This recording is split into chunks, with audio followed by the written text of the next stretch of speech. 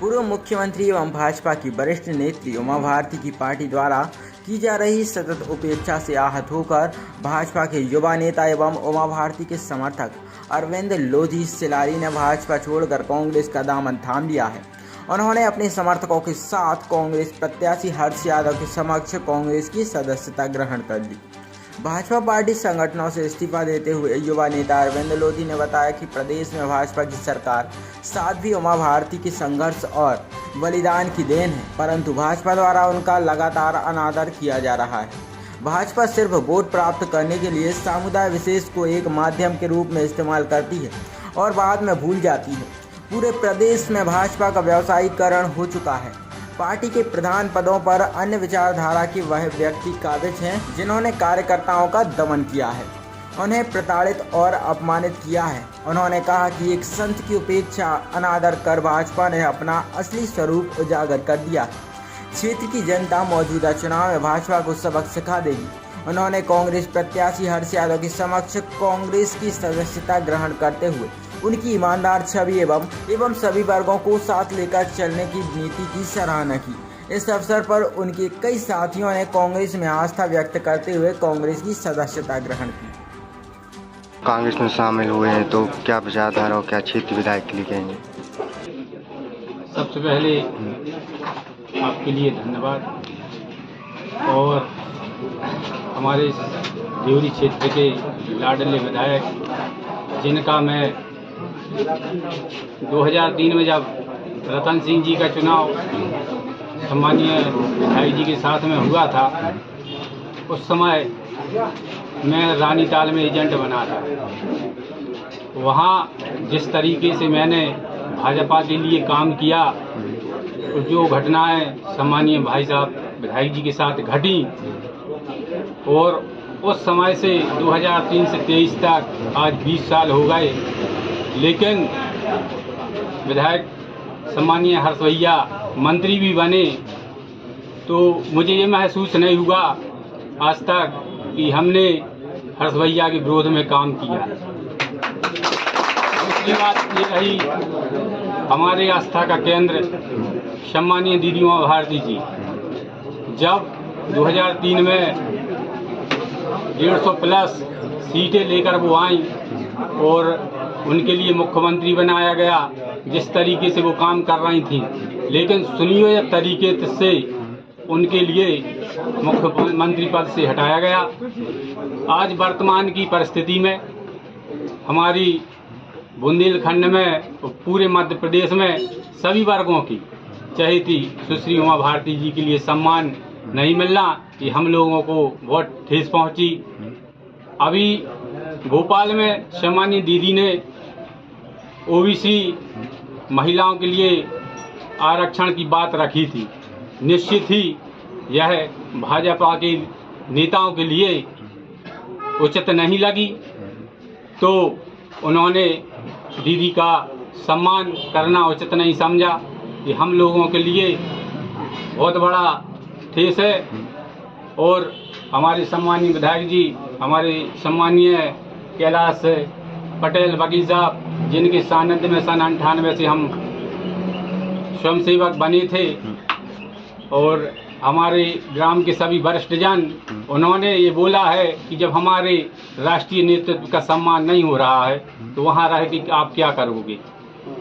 बस इसी बात से हम पीड़ित होकर, और हमारे हर्ष भैया हैं भाई, जब हर्ष भैया पर उस समय इतनी विपत्ति आई थी, कोई भी व्यक्ति ऐसा होता है कि वो 50 साल बाद भी उस बात को ध्यान में रखता है, लेकिन 2003 से और 23 तक 1000 बार हर्ष भैया के साथ में आमना सामना हुआ है, लेकिन हर्ष भैया ने सिर्फ इतना ही कहा है। और अरविंद भाई ठीक है, उन्होंने कभी ये नहीं सोचा कि अरविंद भाजपा का काम कर रहा है और हमारे विरोध में काम किया था।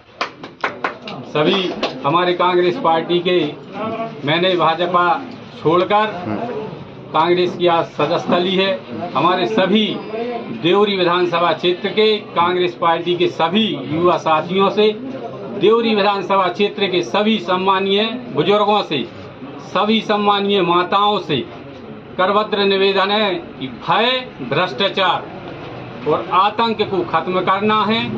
हमारे हर्ष भैया को देवरी विधानसभा से 2023 से हमें विजय बनाना है और हमें मंत्री बनाना है, क्योंकि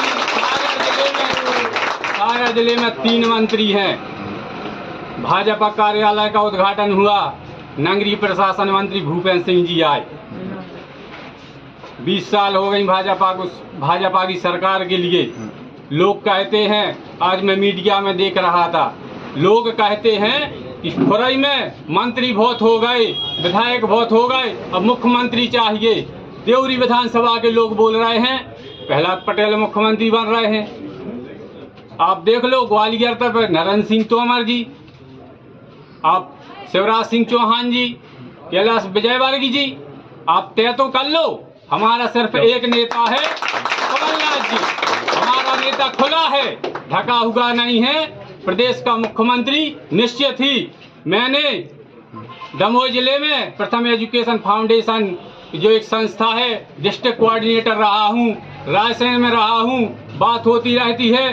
प्यारे साथियों, गलती मत कर लेना, कांग्रेस की सरकार 100% बन रही है। लिख कर ले लो आप, 100% कांग्रेस की सरकार बन रही है। और देवरी का विकास अगर चाहिए है तो हर्ष भैया को मंत्री बनाओ। मंत्री बनेंगे तब विकास होगा, क्योंकि मंत्रियों के क्षेत्र में आप देख लो, देवरी विधानसभा यूपी में नहीं थी 20 साल से। पिछले 10 वर्षों में 2003 से और 13 तक भाजपा की सरकार थी और भाजपा के विधायक थे। आप बोल रहे विकास नहीं हुआ। यहाँ मुख्यमंत्री जी आए थे 2 तारीख में, मुख्यमंत्री जी ने इस बात को स्वीकार किया कि आपकी देवरी विधानसभा विकास से पिछड़ गई। तो मैं मुख्यमंत्री जी से आपके माध्यम से पूछना चाहता हूँ कि आखिर आपने हम लोगों के साथ सौतेला व्यवहार क्यों किया। आपके प्रत्याशी को भी तो यहाँ देवरी विधानसभा की जनता ने वोट दी थी। आपको तो इतना विकास करना था यहाँ देवरी विधानसभा में। सागर जिले के 3 मंत्री हैं, उनको यहाँ जब आते हैं तो यहाँ काम करना था। हमारे हर्ष भैया ने 15 महीने का कार्यकाल सिर्फ मिला। अगर 5 साल का कार्यकाल मिलता, 15 महीने में भी इतना किया था। लेकिन मुझे गौरव का विषय है कि जिसमें पंचायत से हूँ, सम्मानीय विधायक जी ने वहाँ हथकरघा उद्योग के लिए जगह प्रस्तावित की थी, लेकिन देवरी विधानसभा के भाजपा के लोग वह बात पचा नहीं पाए। और जैसे ही हमारे कांग्रेस की सरकार गई, उन्होंने उसमें अड़ंगा लगा दिया। आप विकास की बात करते हैं, आप चरित्र की बात करते हैं। सम्मानीय प्रहलाद जी आए थे, गौरधाम में पहली सभा हुई थी। मंच पर मर्यादित भाषा बोली जाती है।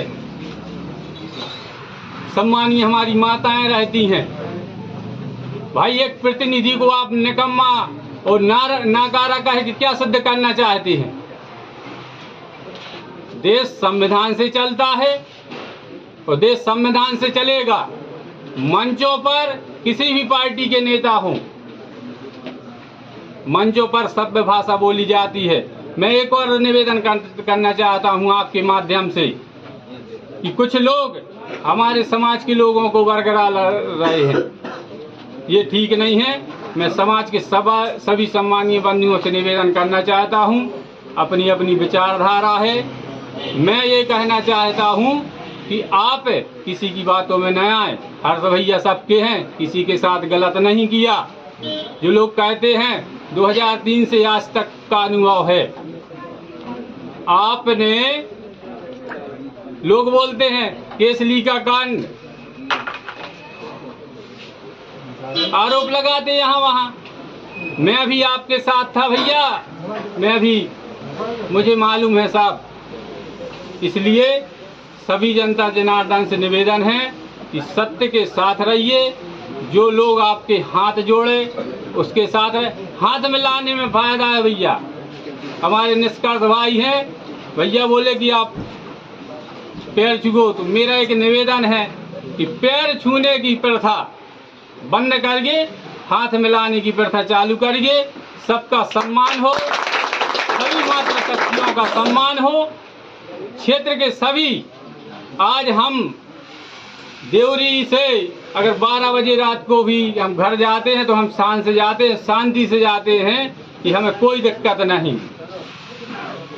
तो सभी जनता जनार्दन से, देवरी विधानसभा के सभी सम्मानीय युवा साथियों से, सम्मानीय सभी वरिष्ठ जनों से, मेरी प्यारी मातृशक्तियों से, बहनों से निवेदन है कि आने वाली 17 तारीख को पंजे का बटन दबाएं तो हर्ष भैया को देवरी विधानसभा से मंत्री के रूप में प्रतिनिधित्व मिले।